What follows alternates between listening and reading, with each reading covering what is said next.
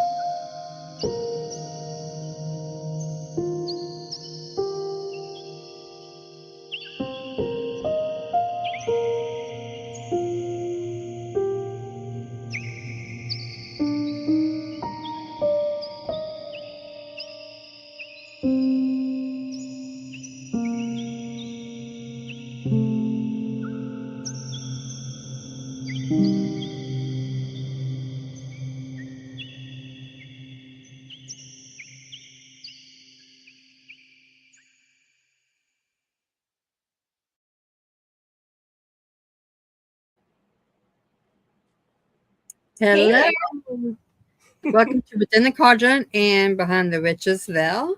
My lovely sister, Medium Red, thank you for being with me on this trip here.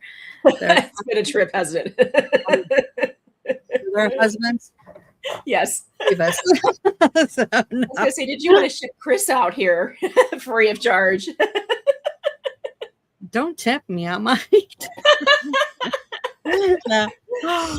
Tonight's guest has been with us before last year, and they're back again because he has some great, interesting announcements that we'd like to expand on and everything. So let's welcome White Sage Paranormal and one of their team members, Beans.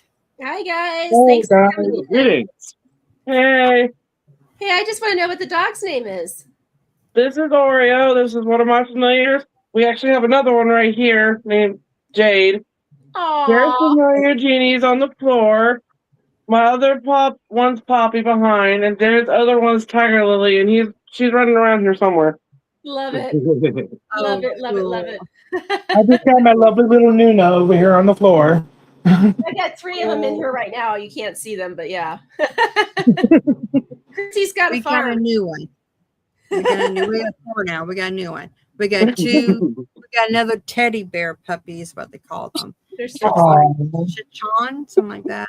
yeah, really cute. Sean, I think, yeah, right? Really cute. So yeah. So Jared, Beans, Cece, what has been happening to you guys? A whole bunch of stuff. Yeah. Do you want to hear about the creature that's been going around our house, or do you want to hear about our investigations, or the academy that we started? Oh my gosh, we have to hear about it all. All 3. You just pick and choose what you want to talk Well, about. we start with our newest thing since it's the most recent. So, if your guests noticed the whole White Sage Academy thing, that's not our official title, but that's a project we started late last year because we've kind of learned that it's hard to properly source places that are willing to let you investigate or come in. I will make a side note about that. It does suck because it's because of all the different YouTubers and urban explorers and all these people that go in and honestly kind of wreck these places, destroy them, bring bad attention to these locales.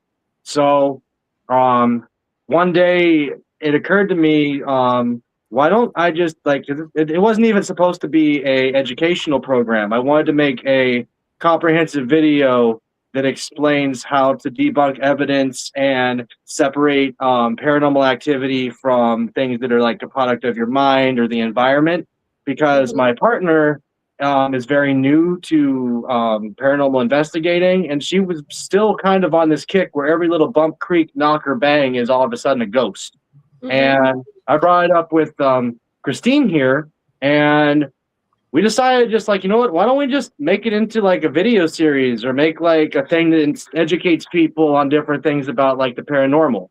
And then over the course of a few months, it sort of transformed into a project where we want to create educational content, but not with the full intention of completely teaching a subject to our viewers, but giving just enough information about like bite-sized information about different topics we'd like to talk about to inspire other people if they get interested in it. Sorry about that. Cat tried to knock over our camera. But Yeah, this little mongrel. we wanted to inspire other people to actually do their own research. Like, okay, you think this one thing's interesting? Okay, here's a little bit of information about that, but also like just like an academy, go do your homework, go do some research, find out more on your own, because like as much as we can do our own research and learn about different topics, there's so many different types of information out there that like can't guarantee that everything we talk about is accurate or correct. But at the same time, like there's a lot of people that don't really look into topics beyond just a quick Google search or maybe a random video on the internet. And we kind of want to just also do that to inspire people to learn how to research and do their own digging into things. But also, like, if there's something that someone hasn't heard before or a topic that someone's never even thought of before and it catches their interest, like, okay, that's fascinating. I want to know more. Well, okay, like, do some homework, look into it. Right. I love that. Yeah, that's perfect. That's awesome. What a great concept. Yeah, it's completely true. A lot of people don't do that, you know. And you have, again, you know, we Chrissy and I've discussed this quite a bit in past podcasts, where you have the ghost hunters that are weekend warriors, and you've got the paranormal investigators that really want to delve into what really is on the other side and what is it that these entities are asking of us. So that's great, brilliant. I love it. So what's the second thing you have coming up? Right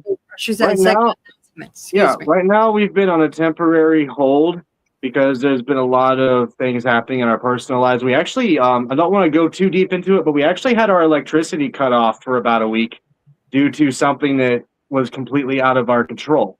So we're still in the process of trying to manage everything around that and a whole bunch of other things involved with that. But as you can see, there's like lights on right now, so like we did fix it. But no, we're trying and hopefully going to start building a list for this summer of places to actually go out to and investigate. But we decided to switch gears with the like intention behind our investigations, because initially we just go out and have fun and record ourselves investigating, try to document evidence and everything. But everybody in our group is very much into archaeology, history, just all different kinds of subjects. So we also kind of want to do more community outreach programs, like see if we can get involved in like charity work or work with charity groups that help with like historical preservation, because a lot of the places we locally investigate, bunch of teenagers or like adults or whoever's doing it, like a lot of these places are destroyed. And every time we go there, there's just this overwhelming air of sadness. And whenever we do actually occasionally make contact with something, they're irritated that we're there, not because of us being there, but because other people have come there and destroyed it. And if we're going to go out to all these places that are a piece of like local history or otherwise, we kind of also want to do like, because like some paranormal TV shows, you'll see them like, oh, this is the haunted history of this location. But no, I actually want to expand that and teach people more about the actual real local history, facts about the locations, bring more awareness to the destruction that happens to these places as a consequence of them being featured in media and television, other sources, and try and see if we can potentially get involved with charities that help restore, protect, and rebuild like public infrastructure as just a form of doing this like for more than just like research purposes and investigating, but also to like help like local communities, help like be different and give back and do something different than the standard. Because and that, a lot of that came from the fact that we, like what I said earlier, when you go to these places, most places don't even want to work with anybody unless they can be like they can very much bank off of it because there's a lot of people that go in and destroy these places. Right. But I have been working diligently to secure a lot of places. We've got maybe 10 places so far where I've been able to get proper filming rights, proper zoning, to be able to go in, to be able to start showing like different locations. Like, no, we're doing this by the book. We're trying to do this proper to be able to actually come in, have everything legal, have filming rights, everything to be able to actually do this the right way. And I've been researching pretty much every place we're going to go for accurate history. Love it. That's awesome. That's We great. have been doing some micro investigations in my family house lately that we caught something, but we don't know what. Oh, wow. Oh, Yeah, something has. There's a property near here that was her family home, and due to a former tenant's disgruntlement, they basically trashed the entire property. And I've done a lot of effort to like recoup that and clean up the property, but every time we've gone over there, something that's in the house has been like violently aggressive towards us going there, even though like we don't know if it's a member of her family or something that's part of the land. But every time we've gone over there, like there's certain rooms we can't even go in because we feel like we're being attacked or forced out. And it's just, I don't know, for lack of a better way to put it, it's sad. It's land. It's land. You're dealing with land. They're Beans was actually part of that investigation, so. What's that? Beans was actually part of that investigation, so. Yeah, it was quite interesting. Like whatever is there, from what I got, they were just very curious about what was happening while we were there.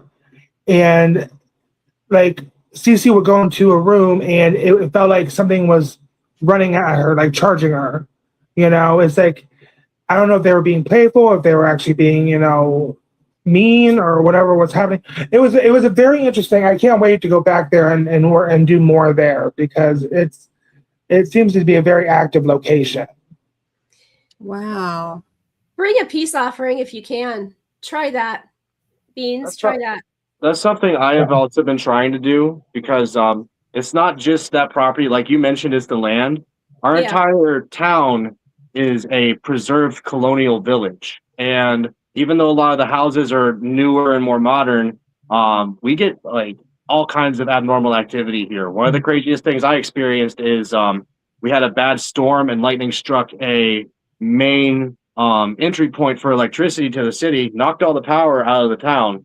And I went to step off of my porch to go to my car to get a battery pack so we could charge our phones. And I couldn't leave the porch because it was still raining, but it looked like a bunch of shadows and faces jumping in between the raindrops outside of our house. Oh, wow. Is It's there been a little water? crazy around here lately. Is there water by the house too, like a stream or river or something We have a pond. There's a small like reservoir area that used to be a quarry.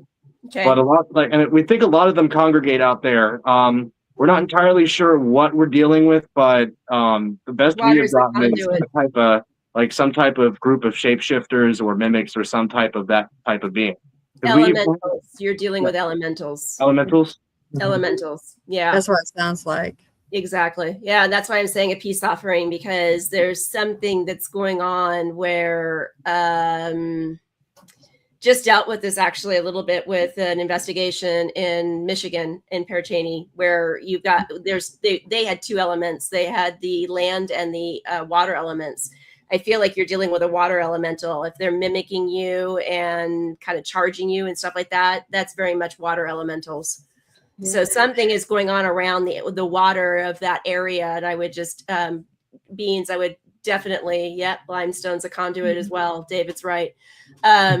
Beans, I would do some sort of a offering for them, some sort of, even if it's tobacco, something like that. I know that tobacco is more for infant, but land will take it too. So try that, guys, and see if that helps out for you and changes the energy within the building for you. Okay, absolutely. Yeah. Absolutely. Yeah. That's fascinating. I love those kinds of challenges and investigations where you have that kind of activity. It's pretty awesome. Yeah. Any new investigation that you have been on since last year, which I know you probably have been, but anything that you care to share? What the, oh, so the last investigation we went on was around October of last year. We went to a so like this like for some reason this entire area is all like preserved colonial villages, and there's one that's right next to us called Sandyville. It was built on a floodplain, and there's a cemetery there that was relocated because the old cemetery was directly in the floodplain. So if they were to freshly bury a body and then they happened to be unlucky enough that it corresponded to a major rain and it flooded, because coffins were wooden during the like earlier like periods, these would sometimes like unbury themselves and float down the river, and that person's remains were lost forever. And even when they tried to relocate the cemetery, they couldn't pay enough out of the local infrastructure to properly relocate the bodies. So there are some bodies that are still like unmarked, kind of like just lost to time, but the headstones are still local. We occasionally go to check in with that cemetery because it's one of the properties that have been like very much destroyed by teenagers. And like most of the headstones are gone. You can't even read half of them. Half of them are broken in half. But we try to go there regularly to just check in with the spirits there, check in with people that are still like that still remain there that protect the grounds, just because we don't want them to feel like that's what they have to expect from everybody, or that they're like that they're isolated or anything. But the last time we were there, we decided to just take a break from going there for maybe about a couple months now. It's the most bizarre thing I have ever seen, because normally I don't see full manifestations, but she was investigating a far back corner of this cemetery, and there's an area that's like an open culvert that has a pile of trees because they've been doing woodland clearing to try and open it up more. She got spooked because she shined her flashlight into a tree line. There had been something there that kept trying to draw her by using my voice. This had happened numerous times that we were there throughout the day. But she got spooked, and she's like, she called me to come down there. I'm like, what's going on? She's like, no, I need you to see if I'm just seeing things, or if you're seeing what I'm seeing. So, you can kind of see it on a video I captured, not really, but I went to where she was standing, shined a flashlight around because I'm like, okay, what are you talking about? Because like this looks all clear here, it's kind of dark, and then my flashlight crossed over an opening in the trees. And directly, maybe like 3 feet from my face, was just a solid, like maybe this part of a person's face, but it was pale white, no eyes, no mouth, just black, just hollow. And I felt like this thing was going to jump out of the woods and attack me. We ended up having to shut everything down and leave, and we haven't really gone back. Holy cow. And we've kind of wondered if it's something that's also followed us back here, or if it's the same entity, one of the same entities that have been stalking our house, because we do have something local that's been kind of just traveling through. We'll get into that here in a minute. But, that was the last invasion. But other than checking in with the spirits in our house, because a lot of her family still resides here, just because of like their connection to each other. Other than here, we've done like some local investigations in our town, and of course, like the neighboring house that's also her property. But right now, just because of, like I said, like being able to properly gain permission to go into places, we haven't been able to really investigate. We're trying to change that by the middle of summer, because like she just got a new vehicle, so we can actually travel more. We all have like our faculties in order to actually be able to travel more of like Ohio and the surrounding areas. Nice. Wow. That's cool. I like that. That is I know a member this year too. His name's Alex Cash. So you'll be seeing him on videos too. Say that again. I'm sorry, Cece. We will have a new investigator called Alex Cash this year. You'll see him on videos a lot too. Oh, congratulations. Well, tell him welcome. That's awesome. So, Beans, how long have you been with Jared and Cece? Well, what's funny is me, Jared, and Cece's fiance are the ones who created White Sage Paranormal. Like it was just a random thought, and it was kind of funny because we were sitting in the living room, and I'm like, you know what? Why don't we create like a paranormal group or something? You know, wouldn't that be fun? It just started off like that, and then it kind of like snowballed from there. So it's been what 3 years now. We started this like 3 years ago or so. Yep. Yeah, it's been 2 years already. Yep. yep. Yeah. So that's pretty much how it started. One of our friends, David Wells, come to Michigan. We can collab. You should go to Michigan. David Wells did a Para Unity about 3 to 4 weeks ago, and it's something I think he's going to do every year. Yeah. But If you find our Facebook page, Chrissy said she was going to link that somewhere, but if you go to our official Facebook page, it's under White Sage Paranormal. The icon will be like a spell tome with our logo on it. You can leave a comment there or try and message us through there if you want to collaborate. The only thing we'd have to get from you is just talk shop, figure out like best dates and times to make that happen in the future, and also like where you're located, just for like travel and expenses and everything. But yeah, we're completely down for that. Oh, heck yeah, we're on for it. he said, "Will do." It'd be great to collab with him. He's a great guy with a great team. And I'm just going to just in case he forgets. Yeah. Right. I know one of the towns that we were talking about investigating. My family, my mom's family grew up there. It's a town called Zor, and it's very old town. My grandparents used to run the Zor store, and next door to that was the museum and all kinds of cool stuff. And it's like I've had paranormal experiences there, and so it's really one of the places I really want to go. And my cousin does haunted tours there, so I'm trying to get him to, help us along so we can get in there and maybe do the store or something like that where it's just to figure out if there's anything there for sure. Because I know I've seen something. I saw a woman with no face driving past.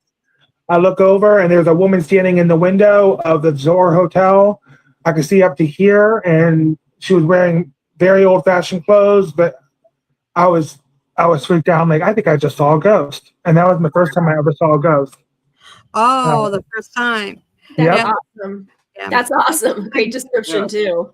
And in line with what he was saying, I only found out a couple years ago that his family used to operate one of the stores there, because I know two other groups of families that have also ran the same store, and we have a non-biased confirmation between all three of these independent families of a residual. I don't know if you consider it like an apparition or just like just a memory there, but everyone that's operated that place has always reported smelling fresh coffee in the morning, just when there's no coffee.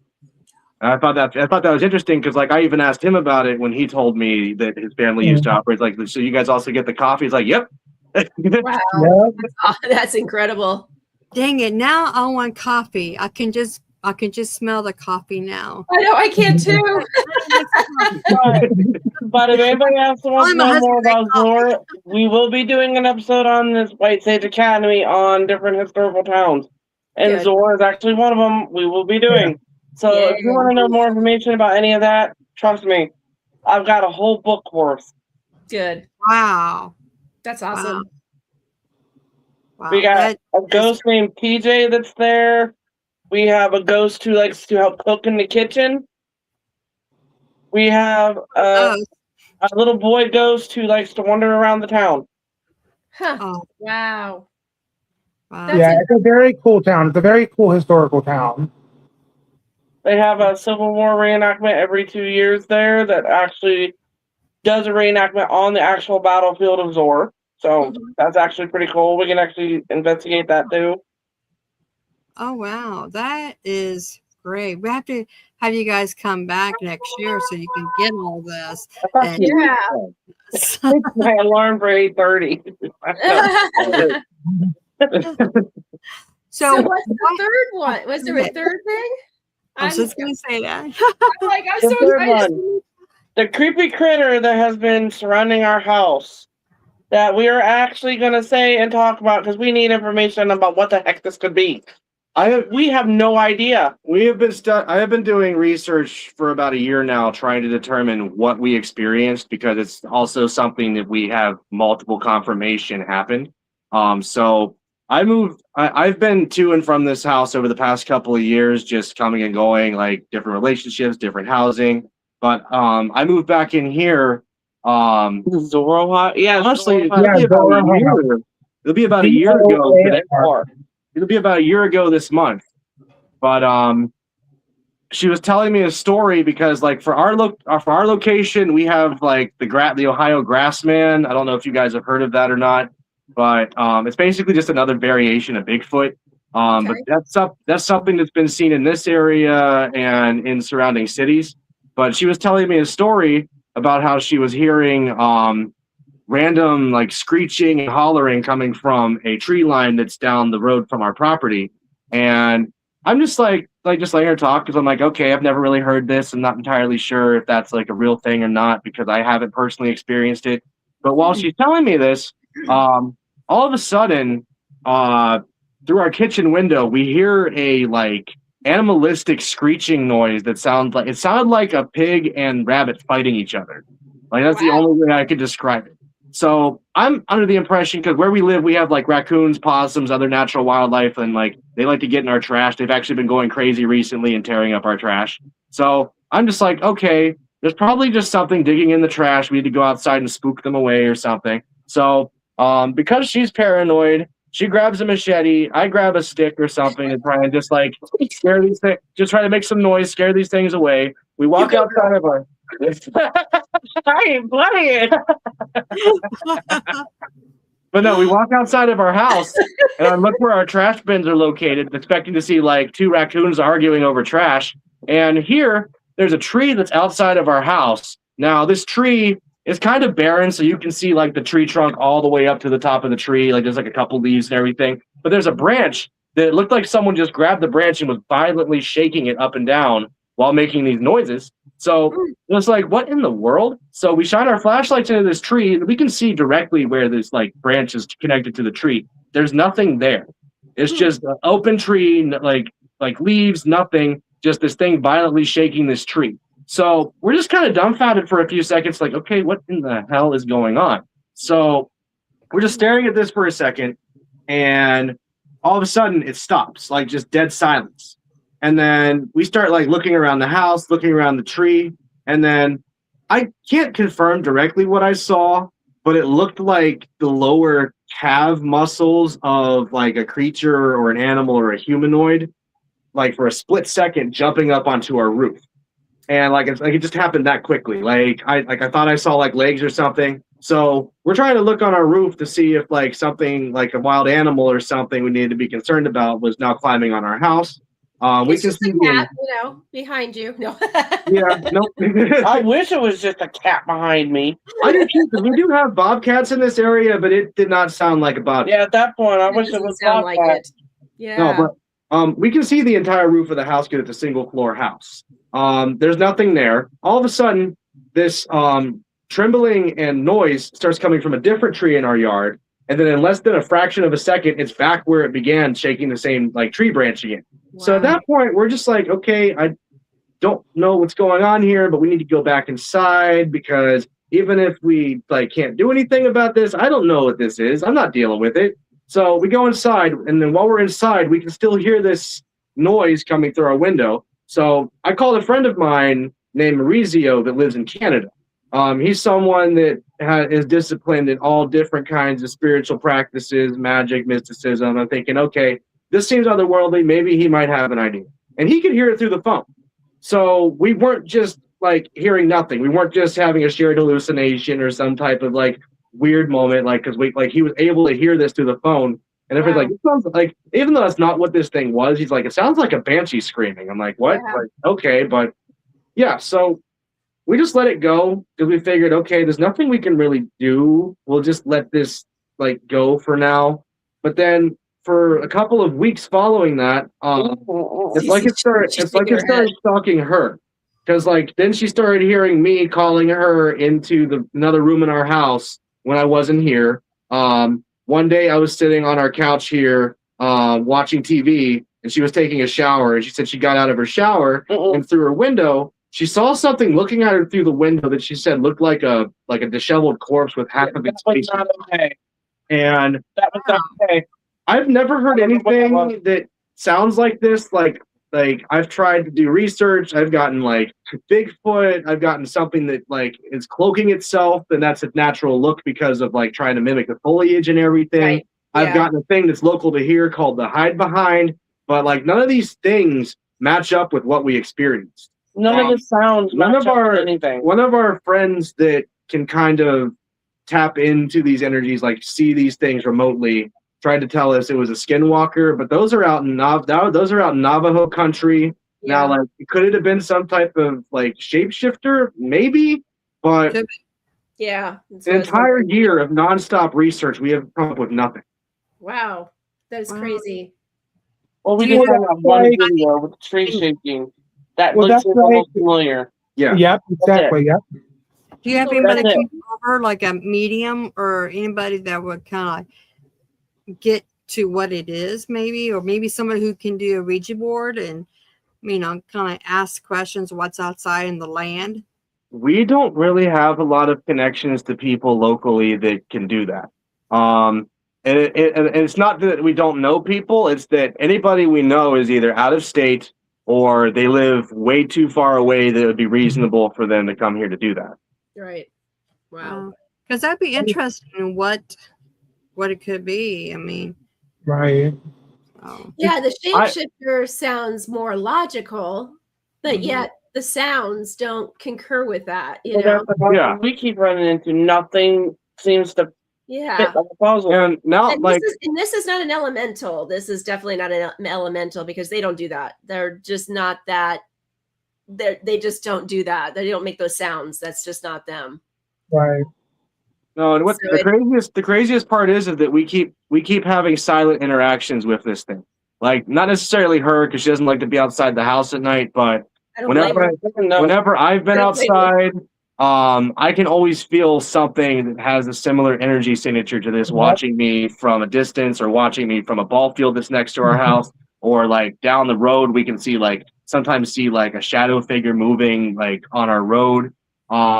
The closest I've been able to get to understanding this thing is one night, our newest member, Alex, and myself were sitting at a fire pit outside of our house talking, and we both felt like something was stalking us from the side of the road. Now, he's kind of a medium. He's really new to understanding those abilities, so he doesn't know how to fully tap into that. But we both confirmed we noticed the same thing, felt the same thing, and I just decided to talk to this thing. It's like, what do you want? Why are you here? We have no means to harm you. We have no intentions of harming you. But whatever you're doing, if there's something that we have done or if there's something going on that is wrong, if there's a way for you to communicate that to us, we'd like to be able to help you.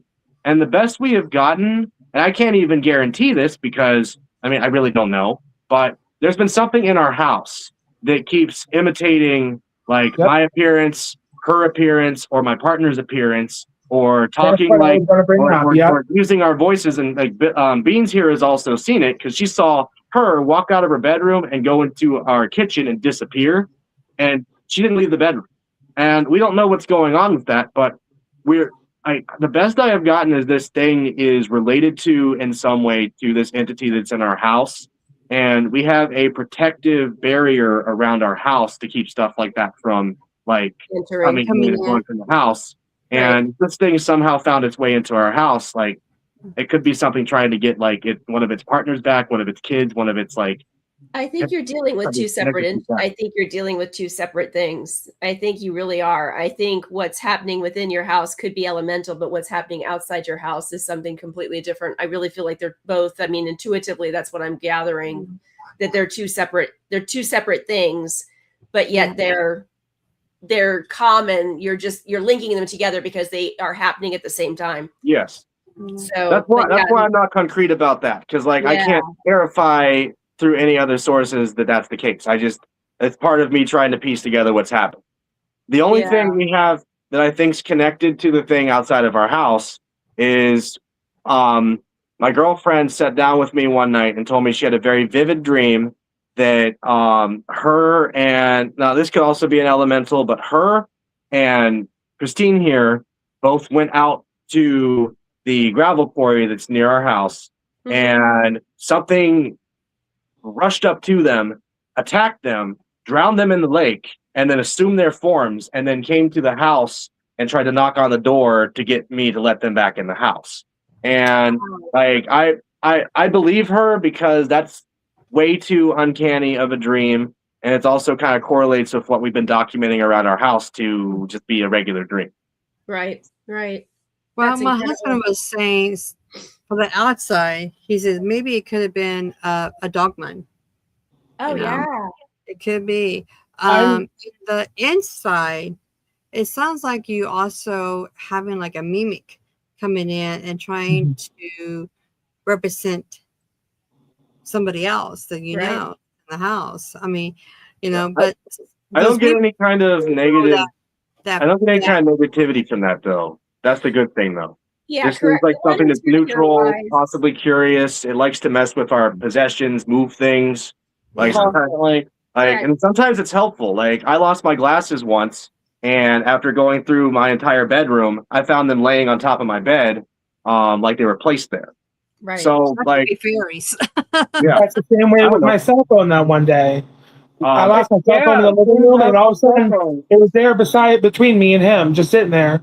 And after we looked everywhere, I don't know where it came from. It was weird. Yeah, a lot of stuff like this just surrounds our group. I'm under the impression it's a lot of our ancestry because, like, Beans, his ancestry is Germanic. My ancestry is Germanic and Scandinavian. Her ancestry is Celtic and Irish. My partner's ancestry is Northern Sicilian, which has a lot of ties to mysticism.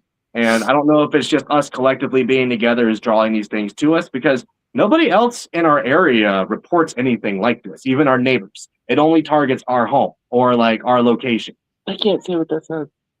Emulating each other? Maybe. David Wells, Shared Paranormal, said emulating each other, maybe. So Possibly we could be, yeah. Yeah.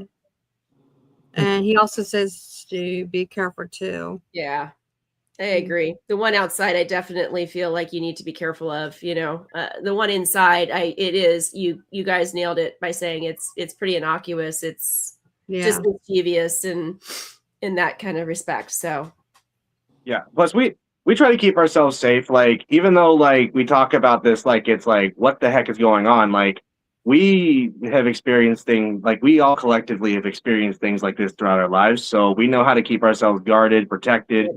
We do have a system for if we have to go outside at night and we feel like something's off.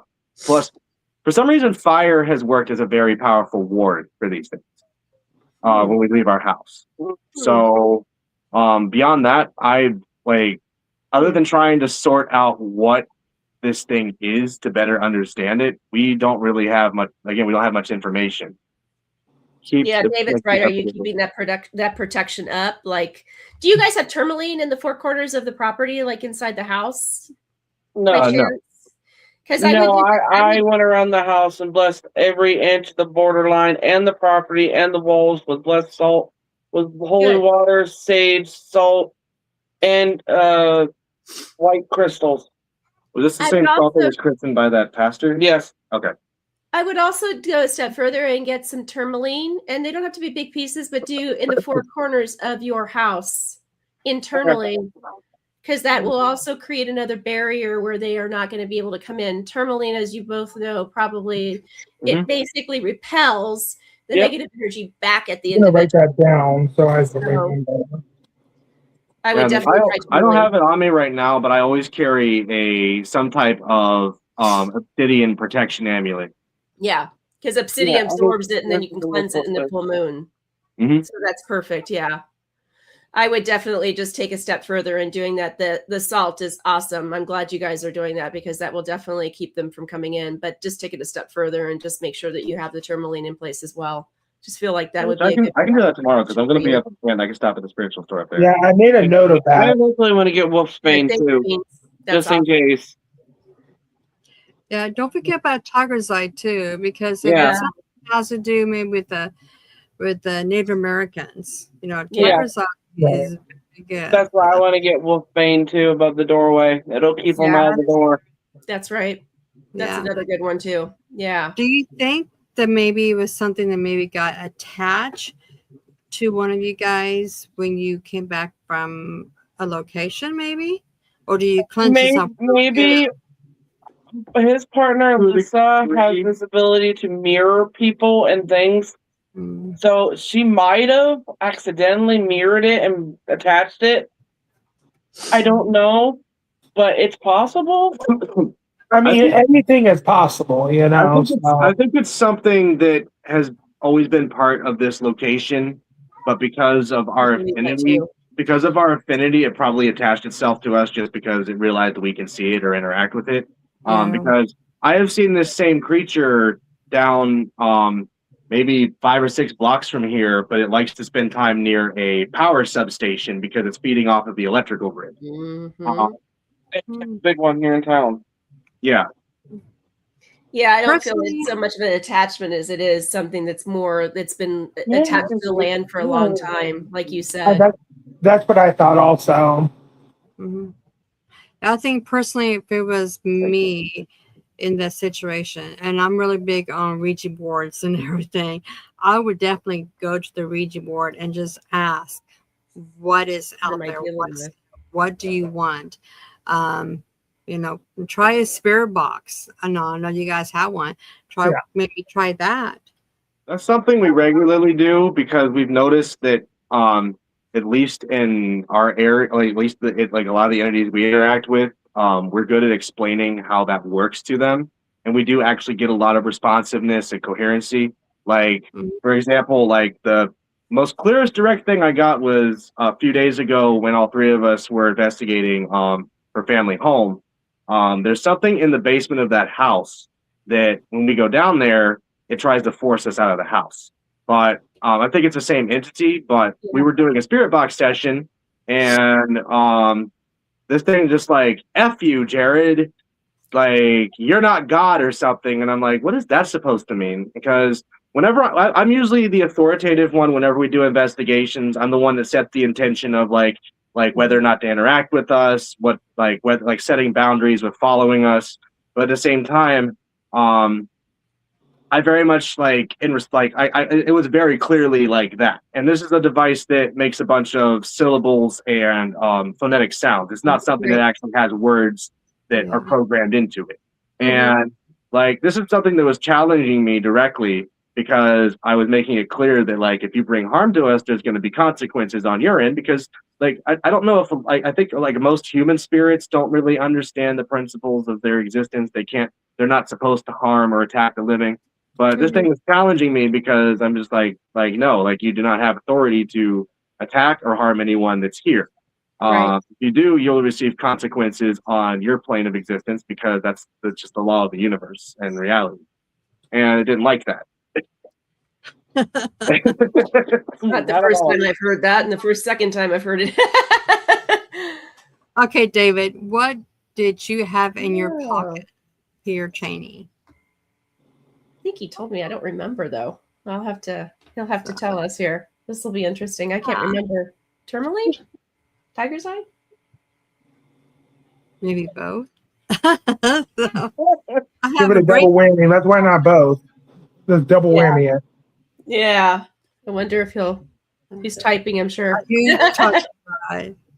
Yes. What do you say, Tiger's Eye? Yeah, Tiger's Eye. Tiger's Eye. Okay. Yeah, that's my go-to, tourmaline and Tiger's Eye. I have a bracelet with both of them on there. They have another bracelet with obsidian and what was something hematite, I think was. Oh yeah, hematite. Yeah, so, that's a good combination as well. Yeah, exactly. Moonstone. Yeah, my husband carries moonstone. That's his go-to. I love moonstone. Oh, I do too. I love moonstone. I got celestite. As we So talk about Christmas. I am going to ask you a question to you all. What do you think is going around with the paranormal universe? I mean, you have Jason Hawes with Trying by the Conjuring House, and I saw the other day there was like some paranormal teams fighting over something, and then we have Matt and Elton with Annabelle moving into Salem, Massachusetts. So, won't you give me your feedback on all of that? I think, in my opinion, I think a lot of people who are doing this is they're trying to.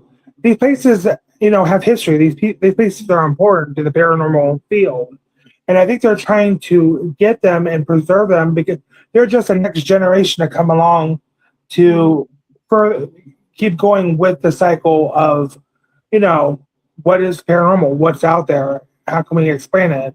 I think that's just from my point of view, but that's just mine. I don't personally disagree with Beans' assessment, but there's definitely been a lot of weird things happening within paranormal communities. One of the biggest things I've experienced is people trying to holier than thou each other over their experiences or who's right or wrong about something, which doesn't need to exist. Like, Right. like I'm a part of a few different online communities that discuss paranormal things, and like I have a good experience with a few Reddit boards I'm a part of because a lot of the people in those communities are actually about what they're talking about. But when I've tried to introduce like myself or experiences I've had or things that I have done to different groups and to different communities, I watch them like sort of like play favoritism with themselves, but then tell me anything I try to talk about or discuss, I'm full of shit or I'm making it up or I'm fake. But then like the person right next to me that has something that's obviously like artificially generated or not even like they have no proof or evidence, like, oh, that's so crazy. What is that all about? And I think that sort of plays into it too. For some reason, there's a bunch of infighting going on in these communities that doesn't seem to add up. It's like it just started one day and then snowballed into people wanting to outdo each other or look cool on the internet versus actually really focusing on like what we're talking about, like actually preserving these things, taking care of these things, respecting these things. Some part of me says it's just because people want to get famous because it's an easy way to get famous online or get noticed because so many people get obsessed, even if they're fake, with like paranormal concepts, topics because it's weird, it's unexplainable, it's creepy, but they miss the point of the deeper part of it where you have to honor and respect these things too, Right. because they share this planet with us, but at the same time, there's so much coming back over the last decade that like it's starting to ramp up more beings and entities are starting to come back to the earth or show themselves more often. And all these newer people aren't being educated other than seeing these same people that are mishandling this online. And so they're copying, they're repeating it instead of actually understanding what's going on. Yep. It's a money grab. It's a money grab. So yeah, I mean it even these locations, I mean, we discussed this last night with one of our, our guests that came on about, the fact of like even the Conjuring house, Jason Hawes is trying to get it, trying to preserve the history, preserve it and make it so that it's attainable for other people to go into and investigate, to learn, and to create somewhat of an educational center attached to the building. So that there's I think that's fantastic. Which I think is fabulous. David said the veil is getting thinner. I feel it every day as a witch. I feel it every day. It's getting thinner and thinner and thinner. That's why we're having more paranormal stuff happen. Yeah, Right. It's getting through a lot easier. Right. And I believe it's because everybody is fighting, but that may not be our fault either. It could be like the energy around us or things coming up that we don't know anything about. Right. I mean, there's entities out there we have no clue about. I've noticed a correlation that these things started to become more prevalent again, just like they were in, like, I don't want to call it ancient history, but in history, based on everyone's belief. Because what's the biggest thing that started trending in, like, America and other countries? New Age spiritualism, New Age paganism, all these old practices and systems that are now being treated as a trend and as something that's like some kind of like thing to get involved with, sort of like how like other trends happen, that everybody's collective belief in this is shifting back to older ways and older principles, even though they don't understand what they're being taught or shown, because it's being seen as a trend. But it's the same thing where people used to see fairies or gnomes or all these other things like history. I believe these people really saw something, but everybody during that time period also genuinely believed that these things were real and happening, versus a time period where I don't want to just blanket it by saying Christianity, because like that was a major impact on it, but a lot of different religions and belief systems tried to tell people like, no, you're believing in superstition, all of it's made up, that's paganism, you're heathens, or all these other things. And then what happened? All that stuff sort of just stopped happening. Ancient ways. But it's sort of, it's like this, it's like the moment paranormal research activity and all these other superstitions started to become more popular, it's like it triggered these things into being more prevalent again. Right. Well, which is also triggering scientists and equipment creators to get better and better equipment to spot even more different things. Right. So it's actually a blessing all the time, a scientific blessing and evidence retrieval at the same time. Right. And let us not forget about what's going on. I mean, UFOs, beginning of the year, you know, we're seeing these drones, aka maybe UFOs. You know, you have the Stephen King's movie out, Day of Disclosure, open up this week, and everybody's just, you know, talking about all this secretive is Spielberg. Spielberg. I'm sorry, not King. Sorry, Mr. King. Mr. Spielberg. But anyway, this is Stephen. So, but you know, that's something that is we see more of now in 2026.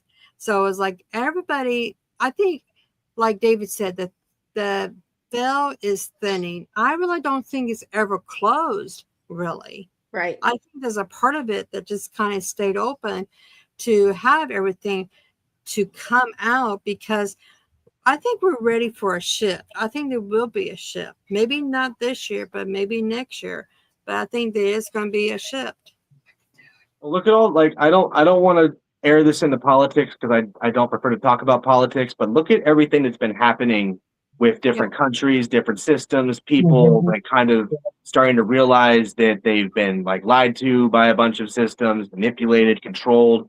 What happens when an entire collective community of people start to, for lack of a better term, wake up or realize that stuff is out of control? It causes a lot of fear, panic, chaos. What does that also cause? It causes a disruption.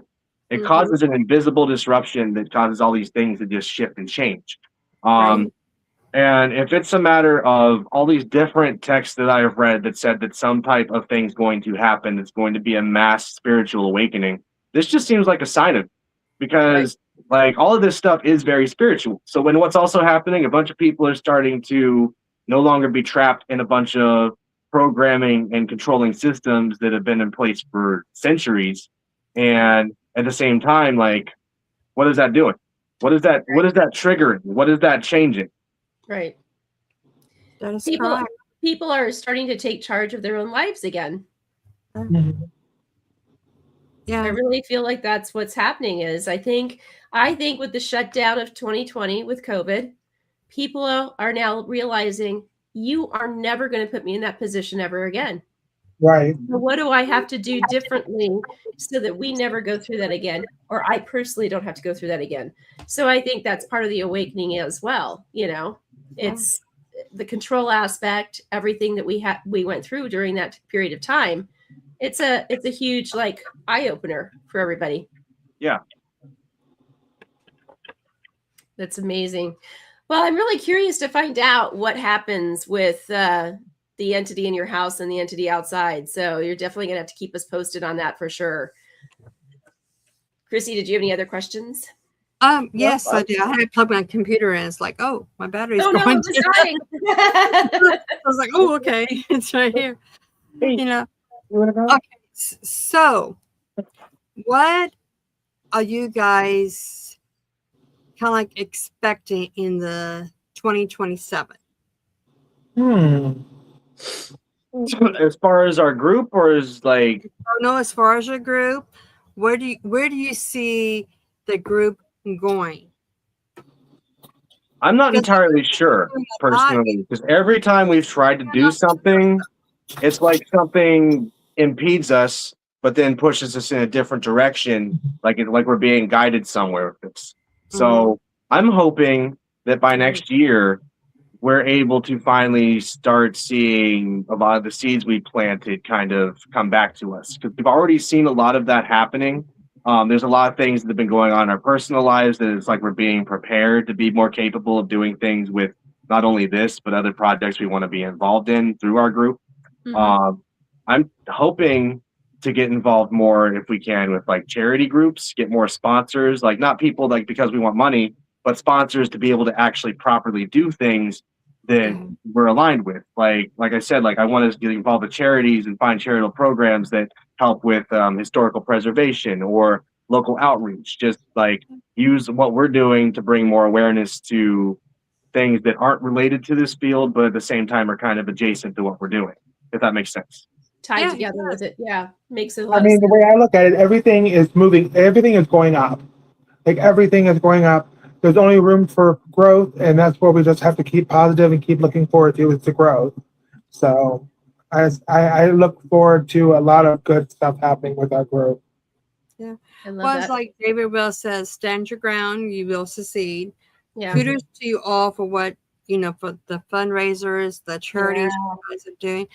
That is such a great job. Keep that up. That will probably take you pretty far, really. Right. Reputation and everything. Another thing you might want to do is get in contact with some of the paranormal teams, like even David's team, Share Paranormal, because they're in Michigan, and maybe some others in Ohio, Pennsylvania, and kind of get together. And I know David does a Para Unity, so I know he can always use people to go to his event and just be united as a paranormal universe should be, because everybody's always after each other or think they're better than somebody. Or once We want to continue to do that because we have tried that with some of our local groups, but so as an adjacent to this, my main thing is I'm a photographer and a filmographer. I spent 5 years of my life finding things that weren't meant for me, but they improved what I was doing. They taught me like what to look out for in different communities, different groups, how to conduct myself better, where I should place my time. And even this year, I got to be involved with movie production, film production. I'm meeting a bunch of people that are actually on the good side of the spectrum for those communities that I've been trying to find for years. And I feel like that's the same thing that's happening here. We have tried to network with other groups, but it never works out, or something just seems off, or something happens to their group where they can't function anymore. But I don't disagree with you. Maybe we're trying to be too local, too condensed, because like the internet's a thing. It's not like even if we couldn't directly meet up with other communities or groups, it's not like we can't interact, because like we're talking to you from like halfway across the United States. I mean, it's not like we don't have options to branch out more and try and get involved with more people that align with what we're trying to do and also are genuinely about what we're doing to actually get to that point. Yeah. Well, it's like David Wells said, our group are aligned, and he says you're hired. Well, Start Monday. And as a Share Paranormal medium, I'm also a medium for their team. So I will tell you, and I'm sure David will tell you the same thing. There is a new location coming up in September 11th and 12th in Michigan. Yes. I'll butcher the name, so I'll let David be able to type it right now, and he can put it in there. Henry Ford's Bungalow, and it's on Lake Superior. Beautiful location. That's on the far. I think I researched that for the academy. The bungalow that's on the shoreline. Yep. Yeah, I researched that. That looks interesting. So if you've researched it, then I have a question for you. So don't feed the medium, but validate the medium. I have a drawing being done right now as we speak. I literally just gave it to my artist because, the one thing about being a medium is it's very difficult to convey to people what people look like. It's verbal, but there's no pictures that actually say anything. No, I know how you feel. Thank you. And I'm having a picture drawn for David right now so that he can see. I've tapped into a little boy that literally he's not part of the Ford family. He actually thinks maybe it might be one of the staff members' family, but I see a little boy who's probably about, I think I told him 8 to 9, 10 at the max. He's not old enough to be 10, but he literally is a sickly boy. I feel like, and I don't know what, again, I haven't tapped in to find out exactly what it was, but he had some sort of an upper respiratory disease or something of the time that makes him very sickly. He did pass eventually, but I see him sitting on the shoreline in an old-fashioned wheelchair that's wood, that's not like our wheelchairs, Right. and how they kind of can recline and you have your feet up, and he's wrapped in blankets, and he's a very sickly little boy. Something about him is calling to me, and he definitely is part of this history of this. Oh, wow. I actually tapped into what she was seeing. He was wearing a brown blanket on his lap, wasn't he? Yep. I tapped into her.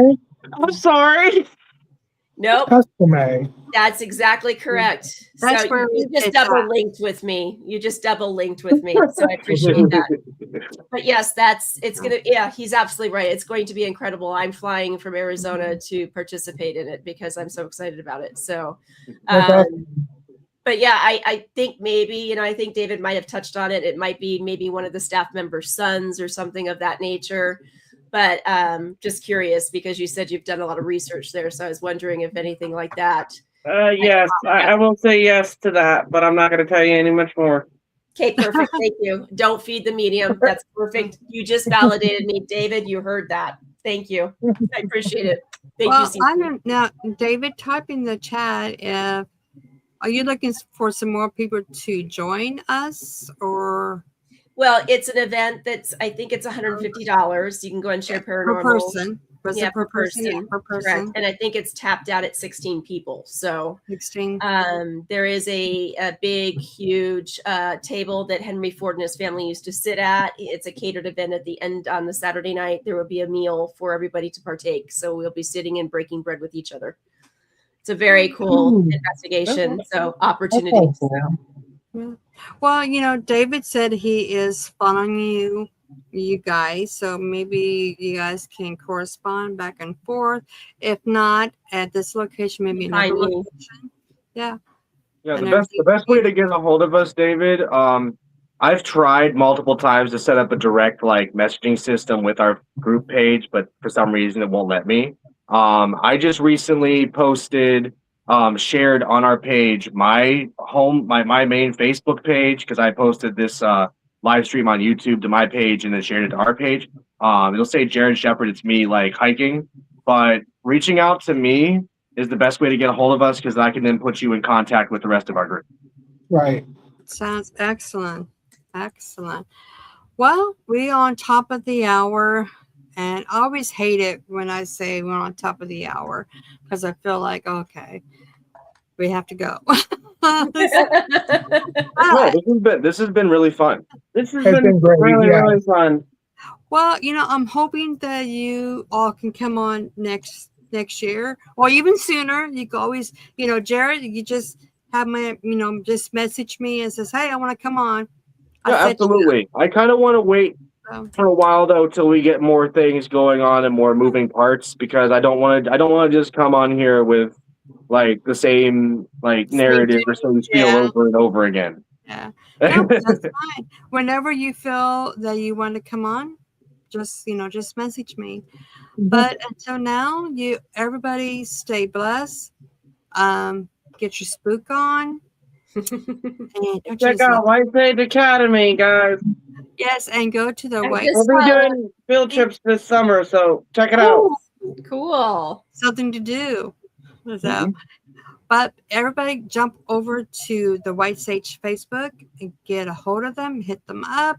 Jump over to Medium Red AZ and .com if you would like to have a reading, any kind of mediumship. She will be glad to help you. Past lives as well.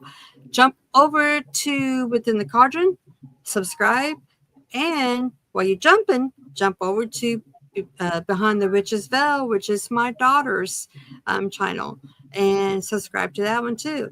Share out and like, and until next time, stay blessed, everybody. Good night. Hey, guys. All right. Good night. Bye. Hang